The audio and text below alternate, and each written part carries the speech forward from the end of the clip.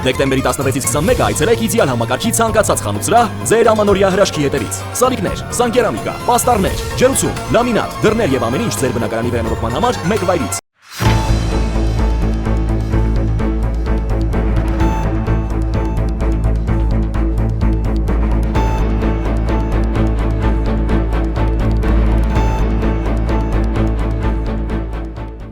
Ողջույն, առաջին լրատվականի եթերում տարածաշրջան եւ Անդին, հայացք Երևանից հաղորդաշարի հերթական թողարկումն է, ես Իրանուշ Պապյանն եմ, անդրադառնալու ենք մեր տարածաշրջանում ու դրանից դուրս տեղի ունեցող կարևորագույն իրադարձություններին։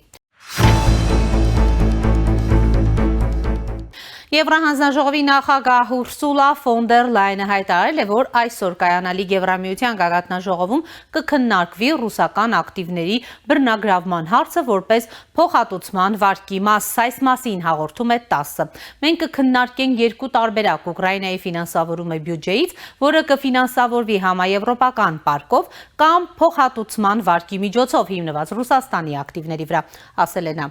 Ուրսուլա ֆոն դեր Լայենը նաև ընդգծել է, որ ոչ ոք չի լքի գագաթնաժողովը մինչև չլուծվի Ուկրաինայի ֆինանսավորման հարցը։ Միևնույն ժամանակ Financial Times-ը տեղեկացնում է, որ Բելգիան ռուսական ակտիվների բռնագրավման դեպքում պնդում է Եվրամիության երկրներից անսահմանափակ ֆինանսական երաշխիքների մասին։ Ըստ պարբերականի, երկիրը վախենում է Մոսկվայի կողմից լուրջ պատասխան միջոցներից, քանի որ այդ միջոցների մեծ մասը սառեցված է իր տարածքում։ Հրապարակման համաձայն Բելգիան պահանջում է անսահմանափակ երաշխիքներ ծավալի ու տևողության առումով, սակայն Եվրամիության մյուս երկրները այս պահանջը համարում են անիրագործելի։ Իսկ ահա The Guardian-ը հղում անելով եվրոպական հետախուզական գործակալությունների տվյալներին տեղեկացնում է, որ ռուսական հետախուզությունը կազմակերպել է բելգիացի քաղաքական գործիչների ու բարձրաստիճան ֆինանսական ղեկավարների նկատմամբ սպառնալիքների արշավ Ուկրաինայի համար Ռուսաստանի կենտրոնական բանկի սառեցված ակտիվների օգտագործումը խոչընդոտելու համար։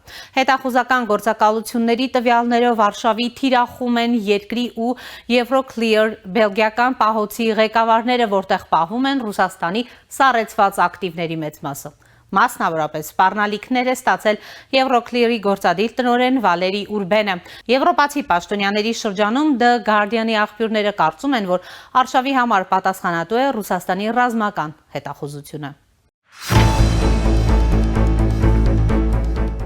Այս շաբաթ Մայամի կժամանի Ուկրաինայի ազգային անվտանգության ու պաշտպանության խորհրդի քարտուղար Ռուստեմ Ումերովի գլխավորած պատվիրակությունը Միացյալ Նահանգների ներկայացուցիչների հետ բանակցություններ վարելու համար։ Ամերիկյան կողմը կներկայացնեն նախագահի հատուկ դեսպանորդ Սթիվեն Ուիտկոֆը եւ նախագահի փեսան Ջարեդ Քուշները։ Այս մասին հայտնում է Ուկրաինայի նախագահ Վլադիմիր Զելենսկին, նշելով, որ Կիևի եւ Վաշինգտոնի պատվիրակությունները առաջիկա օրերին նոր բանակցություններ կանցկացնեն Միացյալ Նահանգներում խաղաղության ծրագրի շուրջ։ Հանդիպումից առաջ անցած շաբաթ հաղորդվել էր, որ Զելենսկին Միացյալ Նահանգների եւ Եվրոպայի պաշտոնյաները Բեռլինում համաձայնության են եկել 20 կետանոց ծրագրի, այդ թվում Ուկրաինայի անվտանգության երաշխիքներ տալու շուրջ ՆԱՏՕ-ի 5-րդ հոդվածի նմանությամբ։ Բացի այդ, այս շաբաթավերջին Ուիտկոֆը եւ Քուշները Մայամիում բանակցություններ են վարելու նաեւ Ռուսաստանի նախագահի արտասահմանյան երկրների հետ ներդրումների ու տնտեսական համագործակցության հարցերով հատուկ ներկայացուցիչ Կիրիլ Դմիտրիևի հետ։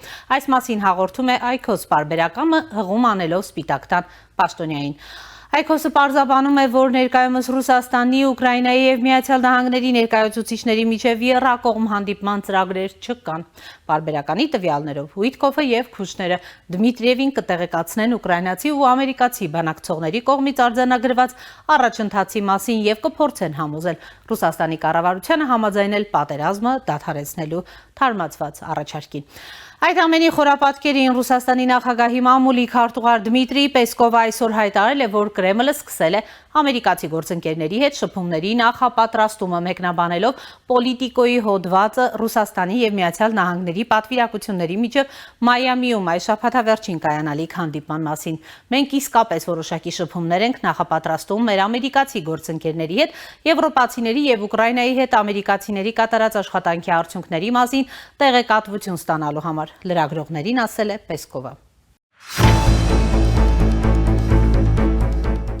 Տեղափոխվենք մեր տարածաշրջան Ռուսաստանի եւ Թուրքիայի նախագահներ Վլադիմիր Պուտինի եւ Ռեջիփ Թայիփ Էրդողանի հանդիպման օրակարգում Թուրքիայի կողմից S-400 զենիթահրթիռային համակարգերի հնարավոր վերադարձի թեմա չի եղել։ Այս մասին հայտարարել է Ռուսաստանի նախագահի մամուլի քարտուղար Դմիտրի Պեսկովը։ Ավելի վաղ Բլումբերգը հղում անելով իր աղբյուրներին հայտնել էր, որ Թուրքիայի նախագահ Ռեջեփ Թայիփ Էրդողանը կողմ է Ռուսաստանից նախկինում ձեռք բերված S-400 զենիթահրթիռային համակարգերի վերադարձին։ Պարբերականի աղբյուրների համաձայն Էրդողանը այս հարցը բարձրացրել է անցյալ շաբաթ Թուրքմենստանում Ռուսաստանի նախագահ Վլադիմիր Պուտինի հետ հանդիպման ժամանակ եւ սա Վաշինգտոնի պահանջն է։ Լրագրողները Պեսկովից հարցրել են, թե ինչպես է Կրեմլը արձագանքել դրան։ Այս թեման օրակարգում չի եղել, պատասխանել է Պեսկովը, հավելելով, որ Մոսկվան չի կարծում, որ Թուրքիայի կողմից S-400 հոբ համակարգի հնարավոր վերադարձի հարցը կարող է ազդել Ռուսաստանի հետ նրա հարաբերությունների վրա։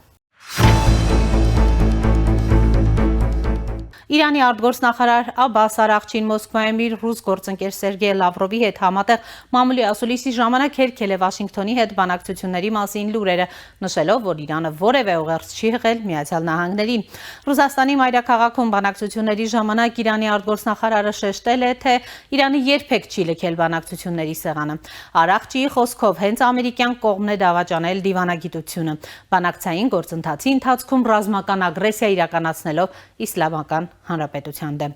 Արաղչին նշել է, որ Իրանը կարող է վերադառնալ երկխոսության թեմային միայն այն դեպքում, եթե ամերիկացիները շտկեն իրենց քաղաքականությունը եւ պատրաստ լինեն բանակցել հավասարության փոխադարձ հարգանքի ու ընդհանուր շահերի հիման վրա, մենք կքննարկենք այս հարցը։ Սակայն այս պահին մենք համոզված չենք նրանց նման քայլի պատրաստակամության մեջ, հայտարարել է նա։ Այսօրվա համար այսքանն էինք նախատեսել, հետևեք մեր հաղորդումներին, կհանդիպենք։